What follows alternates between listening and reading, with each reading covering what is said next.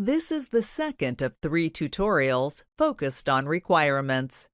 The most effective way to figure out what you need is to use the team approach.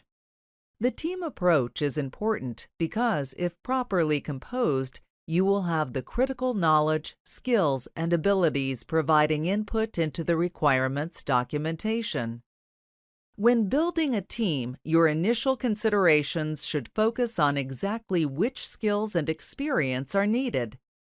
Sometimes, all of these skills reside in government personnel, but if necessary, contractor subject matter experts should be utilized.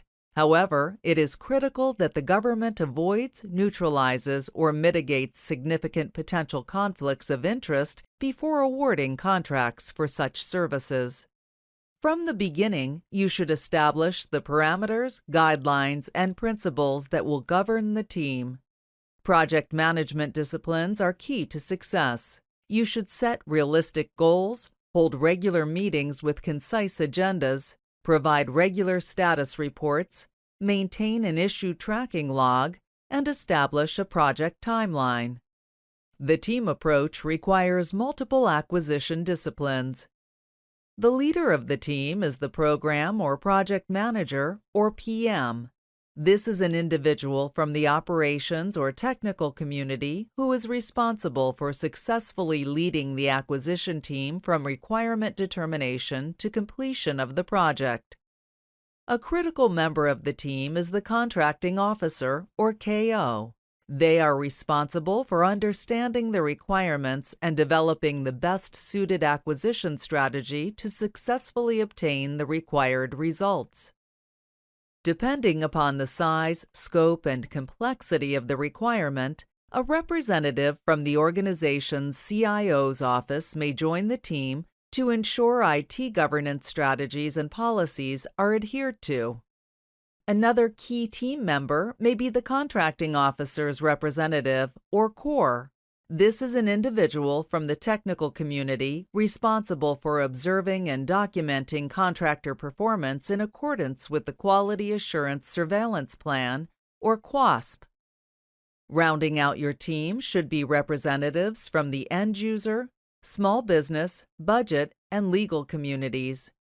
Also, while it is useful to have many team members participate, consider limiting the number of people to a manageable size. Once your team is formed, you are ready to start drafting the requirements document. The requirements document is the foundation for the entire project from inception through completion. It helps the team perform market research and allows the KO to shape the acquisition strategy and choose the appropriate source selection method. The KO attaches it to the RFQ to tell vendors what the government is looking to achieve. It is used by vendors to demonstrate how their products or solutions meet the government's needs. It is utilized by the technical evaluation and source selection boards to determine if the proposed solution meets the government's needs. It creates the framework for the CORE to enforce the Quality Assurance Surveillance Plan and helps the PM manage the project after the contract is awarded. There are 5 major scope factors that must be addressed when embarking upon a COTS software acquisition. They are organizational, functional, technical, performance, and contractual. These factors will be discussed in the third part of the requirements tutorial. Please refer to Part 3 of the requirements tutorial for more information.